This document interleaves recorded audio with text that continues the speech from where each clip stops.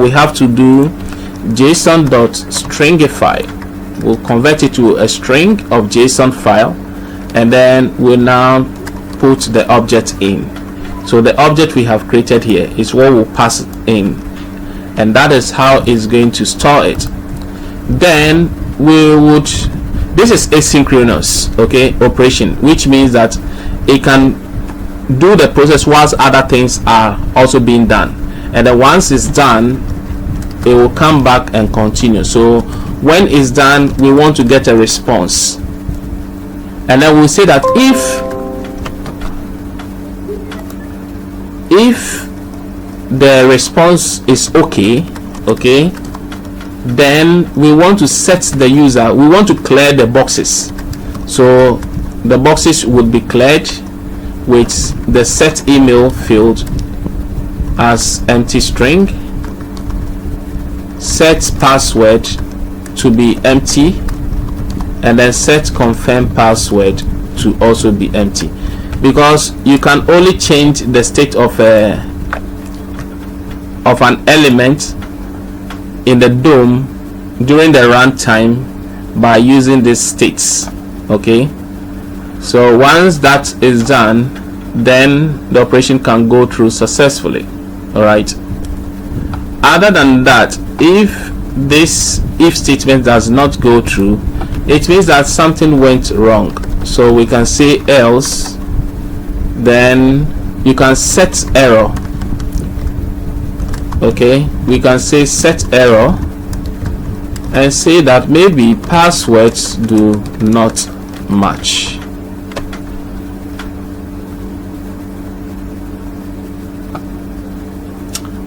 So we can even ignore that here. We are not actually doing it on this else. So once it is here, it's in this state, then it is okay. But then if something should happen with this this fetch function, then we want to catch it. So we have another then here and say sorry, we have a catch, and then we can catch the error and do console.log. For now we can log the error. Okay, so basically that is what we do. But in case this is where we actually will do, let me just leave it as this way. This is where we are checking the password, and then that curly brace ends here. When you check the trace it, the if ends here. So here, this is where we say else. It means the password, it checked and the password is wrong. So it says set error, and that is going to be okay. We need to create a state for error. So we say const error and then set error,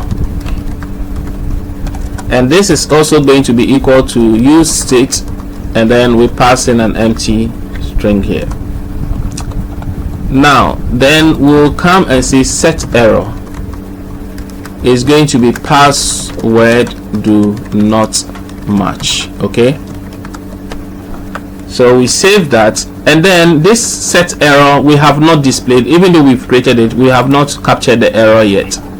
So we'll come down to our form here, all the way down before the closing, after the closing form tag, and before that closing element, we want to put a p tag here. And then because we are putting a variable, a JavaScript code in, we have to use this parenthesis here. Then we can save that, so that error would show. And this error would have, let's give it an inline style here, and to define that, we have to use two curly braces and say the color is going to be red. But then let's use a quote. So we have that. Okay,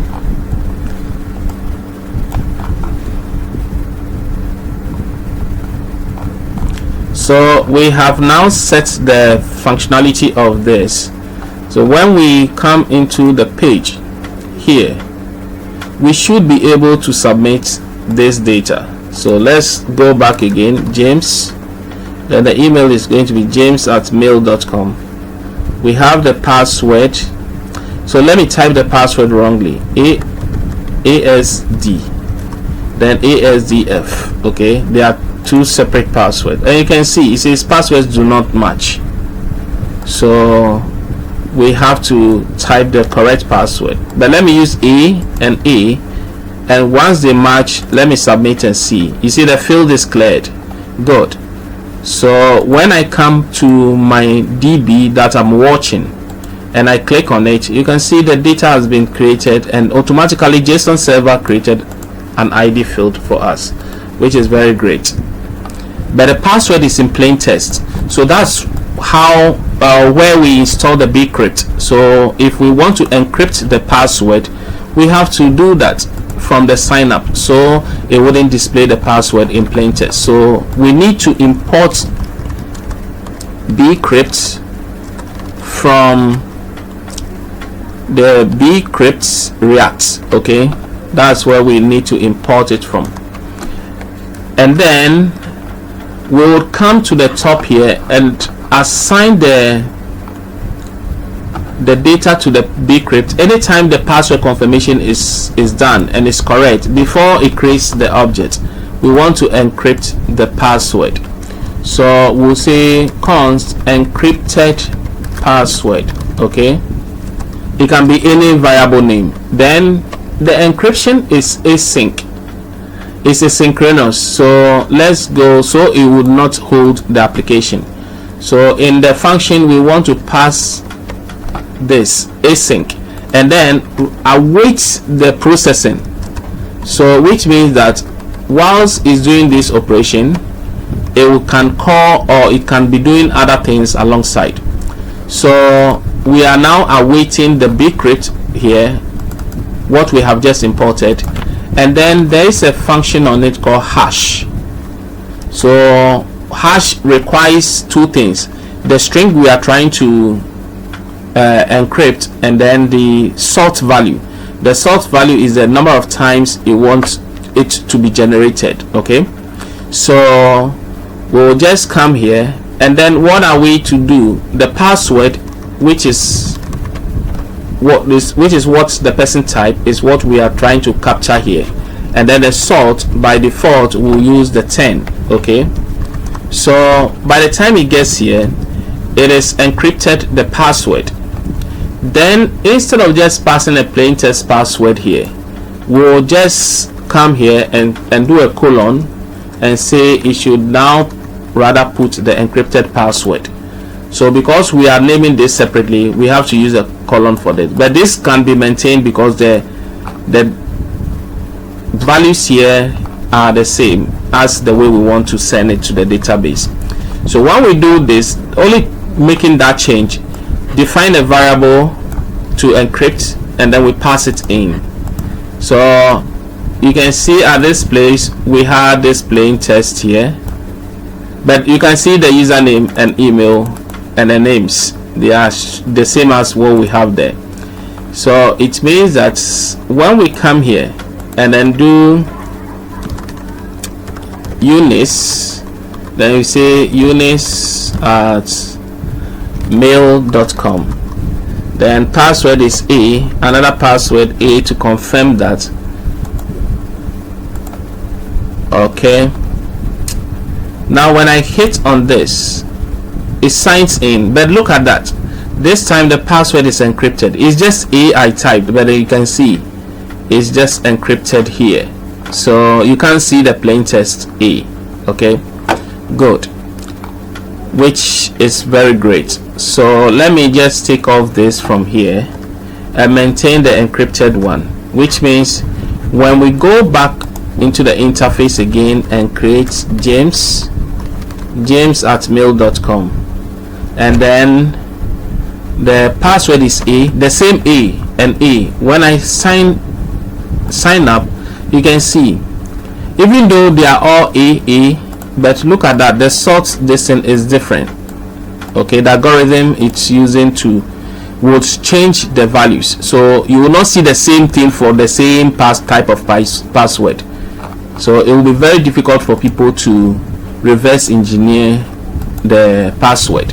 So let's now move on to the next stage. We now have the data. We will go into the sign in to be able to sign in a user and then redirect the user to the home page. So on the sign in page, we also have to create the states we need to capture the data the person puts in the email, because the person needs the email and password to be able to log in, sign in.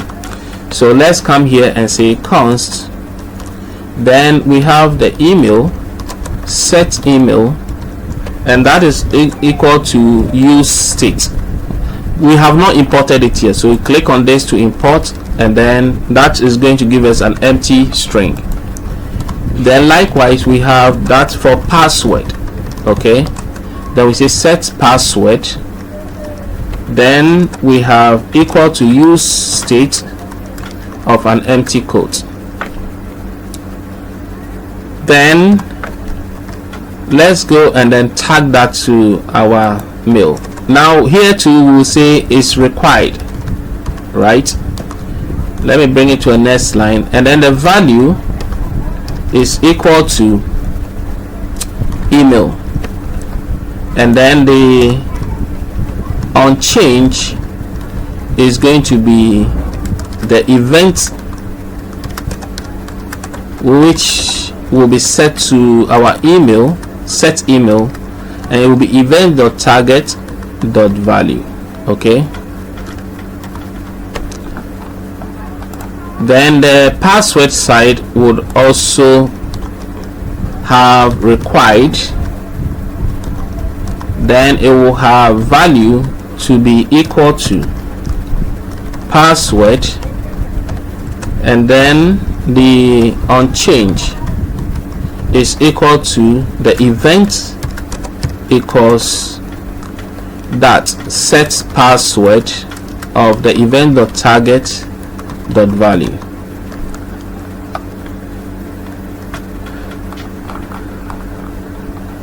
Then at the top we would create our function to submit this form, because this form also needs on submit. Okay, and then on submit we'll capture the event and say equal handle submit of the form and pass the event in. We don't have the handle submit yet, so we'll say const handle submit is equal to the event equals, then we say e.prevent default. Okay, so now we can be able to capture the states of these fields, and then what we have to do is to call the endpoint, the API. So const user out. The reason why we are doing it this way is because we would have to actually do a validate on the password. So we have to call the API using an asynchronous operation. Okay, async on the function here, and then we'll say const user authentication equals await. Okay, await fetch. Now when you use the await on fetch, it means that you will not be using the then chaining to actually receive the response when the operation is done for any fetch request. So we'll now say we'll call this endpoint, so I can copy that, paste this in, and that will be all. So it's fetching the users, okay, all the user data, and then let's check if some data comes up.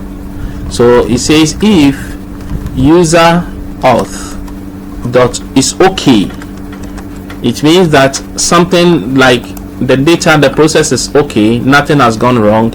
Then we would rather const and then collect the data and say await the user auth dot JSON. Okay, So whatever data we bring from there, we